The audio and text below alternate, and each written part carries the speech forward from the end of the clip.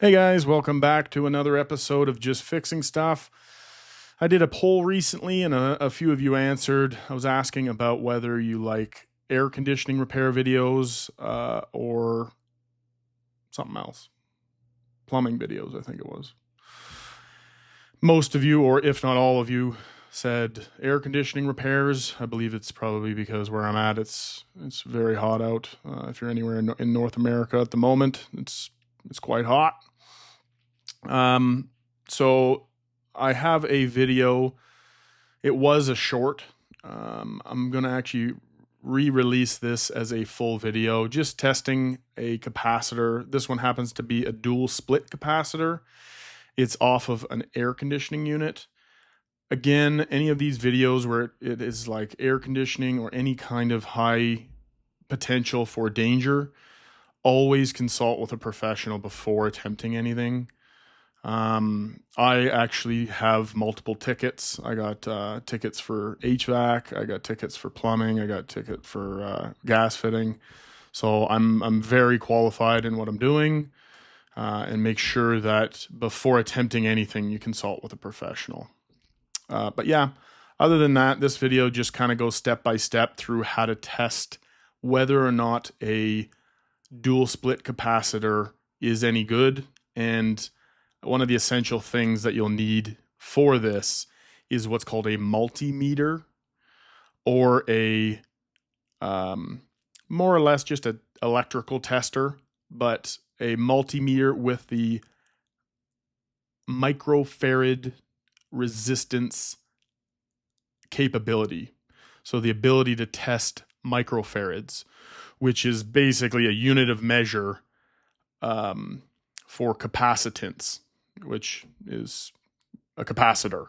So a capacitor essentially works as something to give consistent power to a device such as a motor or a compressor, so that you're not getting fluctuations in the amount of power going to that motor or compressor. But yeah, I'll go through it a little bit in more detail in the video. So without further ado, I will just get to it. Thanks. First thing that you're going to want to do is to get out your multimeter or your electrical tester and set it to the proper setting, which will be resistance or ohms, and then you'll change the function on it so that it can measure capacitance. In the measure, the unit of measure will be microfarads, and this just means that it can measure the capacitance of that capacitor.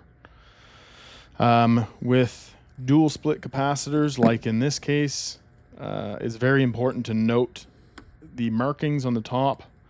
One half of this capacitor is dedicated for the fan, and the other half is dedicated for the compressor. And then finally, they will actually both share a common terminal. So they both share the same common.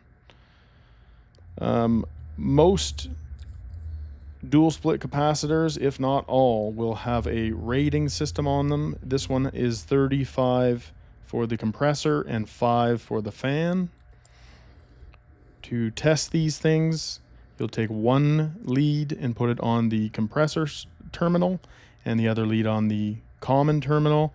And for this one, it's supposed to be about 35, and we can see that it's about 35.75, which means that it should be good to go. If you're right in around that, it means that your capacitor should be good. If you get an open line signal, or you get something that registers almost zero, it means that the capacitor is probably dead or it's in need of changing. As you can see, this one here as well, it should be 5 microfarads for the motor, and it's at about 5.05. So it looks like we're all good to go. Thanks for watching that video. As always, if you have any questions or concerns or anything, please let me know in the comments. I love to hear about it. If you have any kind of suggestions or anything like that, just let me know. I'm all ears. And as always, thanks for watching. And and please like and subscribe. It really helps out. So yeah, Catch you on the next one.